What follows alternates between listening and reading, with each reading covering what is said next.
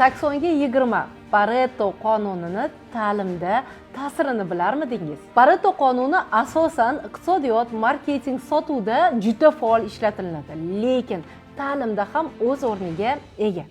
Umuman qaraganda nima deyishadi? Agar sen 80% gapirib, mijozing 20% gapiradigan bo'lsa, unda sen natijani eng quyisiga erishasan. Lekin teskarisi, agar mijozing 80% gapirib, uni maqsadini anglab, sen 20% kerakli ma'lumotni beradigan bo'lsang, unda sen natijani eng yuqorisiga erishasan deyiladi. Endi mana shu maketni olib pedagogik jarayonga tashlaymiz. Bizda mijoz kim? Bizda mijoz albatta o'quvchi. Tasavvur qiling, agar siz o'qituvchi sifatida o'quvchilaringizni 80% gapirtiradigan bo'lsangiz, siz natijani eng yuqorisiga erishasiz va eng samarali darsni amalga oshira olasiz.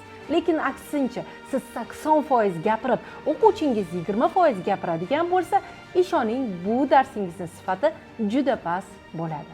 O'qituvchiga natija kerak bo'ladigan bo'lsa, o'quvchilarni gapirtirishni bilishi kerak. Darslar, kurslar va treninglarni sifatli o'tishdagi bilimlarni sizga kerak bo'ladigan bo'lsa, darhol sahifamga obuna bo'ling.